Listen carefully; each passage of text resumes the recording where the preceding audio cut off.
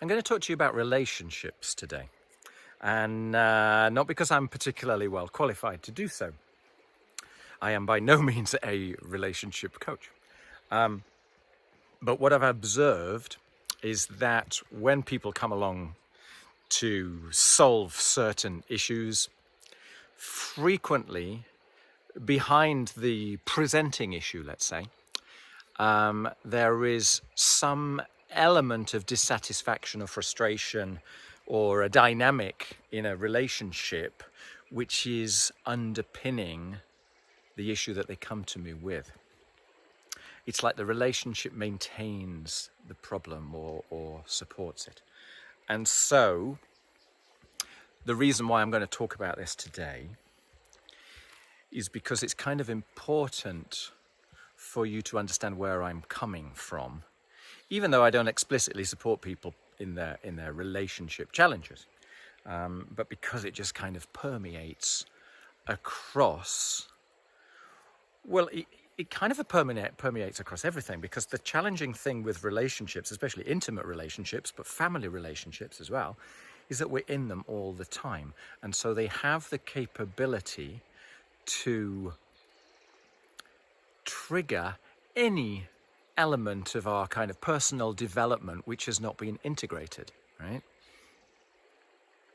Any potential unresolved issue is going to be stimulated by our relationships with our significant others, but because by definition they are significant, because they're important to us, and so we care, and so we tend to want to prove ourselves right. Our ego tends to get in the way with those people more than it might with a stranger. So there's a few ways to look at relationships. I think the most useful way to look at a relationship in general, especially when you're not getting out of it what you might hope for, is, well, there's a lot of things actually. One is, what are the stories running around in your mind about how you expect to be treated and how you expect to feel? For example, if this is a love relationship, it might be worth really deeply considering what your definition of love is, how you know when you are in love, what is the feeling, the epitome of the feeling, and are you chasing that feeling with somebody else? Because, you know, I guess this is something that we'll discuss in another issue, but ultimately, if you are handing over the expectation of that feeling to somebody else, then you are kind of deluding yourself. You're also handing over your personal power. Basically, we all have the ability to create the emotional reality and the perspective and the perception that we choose to do so. And if we expect somebody else to provide that to us, then it's bound to end up frustrating. So yeah, the thing is, there are so many messages going around in the universe about love, you know, songs and books and films, how it's supposed to feel, how you're supposed to act. And these things that kind of play on our mind all the time. So if our experience doesn't match up with our expectation, that in itself can create frustration. So I think it's very useful to consider, you know, I have this kind of this affinity with sad songs, which means that there is an element of my definition of love which requires an element of sadness, an element of pain, in order to tick that checkbox of, oh yeah, this is how real love should feel, thanks to some silly teenage songs, effectively. So these kind of things, they run around in the background of your story, and if you don't consider them, then you find yourself inadvertently chasing something which isn't really of your making. So that's one thing which is kind of interesting. Another thing is this idea of, well, look, when you're with somebody, let's stick with romantic relationships for the time being. Let's not go into family relationships. When you're with someone, they are kind of like an antidote to loneliness, right? But loneliness is a human condition. So a lot of people will use a relationship as a distraction to avoid themselves. Again, kind of putting the responsibility on somebody else's shoulders. It's very useful to be able to blame someone else for your problems. So I think a lot of the problems that come in relationships come by virtue of someone not being comfortable being on their own, okay? Simply existing in a state of solitude and owning their full range of emotions, their full experience. And so they get out of that by kind of handing it to this story with another person. It's a strange kind of delusion, but it's very effective. You know, in a way, you could consider a relationship to be similar to a sort of an addiction almost. You can find yourself soothing through a relationship rather than giving through a relationship, okay? Which then develops into the more subtle aspects of a relationship, which are the give and take and the needs that you are looking to fulfill. So this is all down to boundaries, right? It still goes back to this idea of being comfortable in your solitude.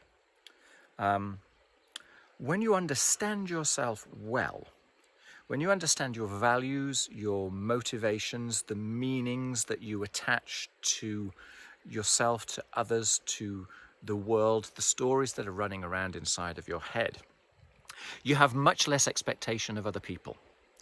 And you are much more comfortable simply being yourself.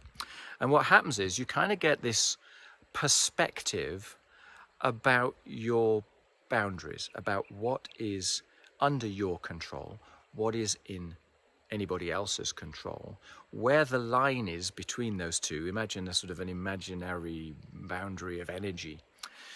And because you have less expectations of others, it's easier to manage that boundary. So you can drop the boundary when you choose to do so. So you can have an intimate sharing relationship with someone because you know that this is a right and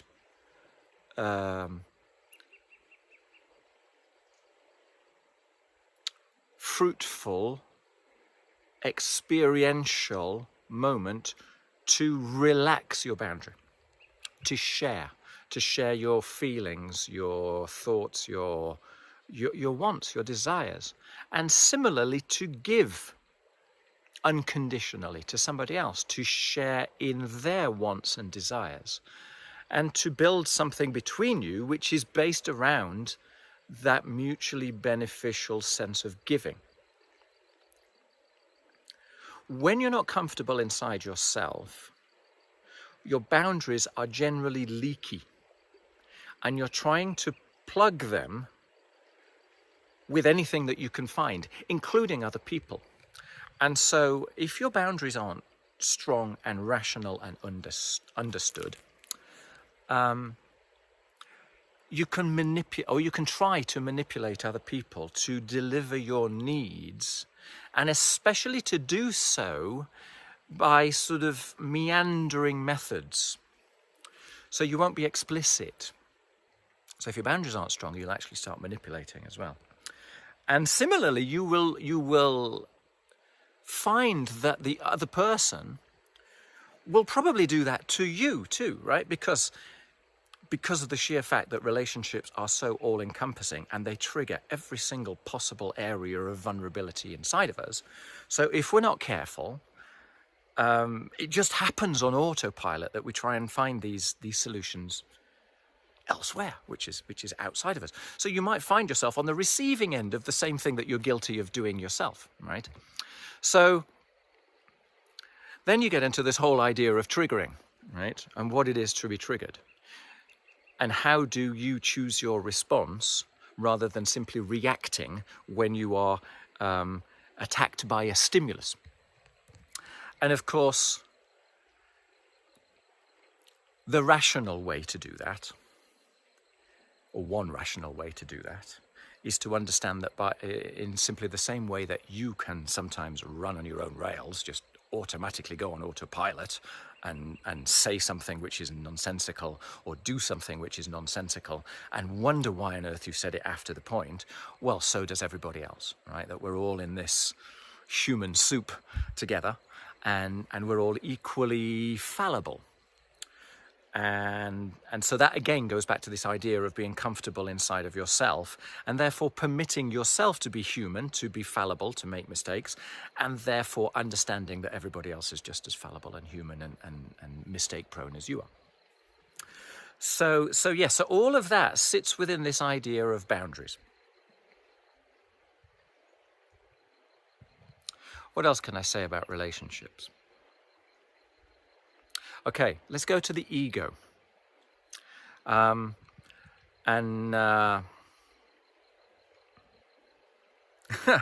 let me be honest, right? I've got a pretty big ego, actually. I have a strong sense of myself, let's say.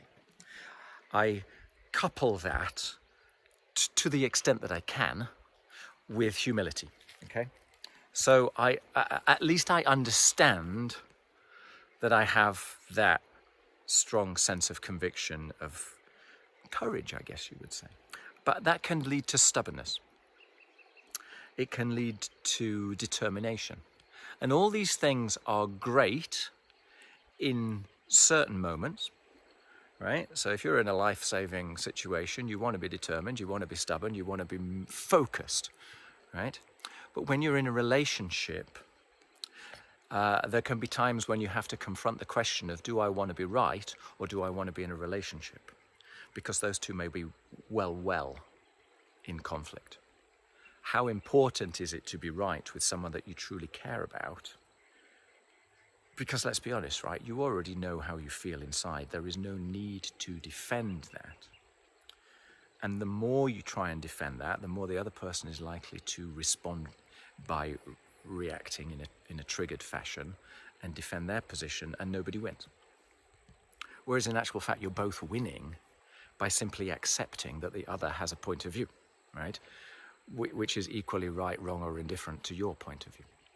So these are the fascinating issues, I think, that come out of relationships. Relationships are brilliant, right?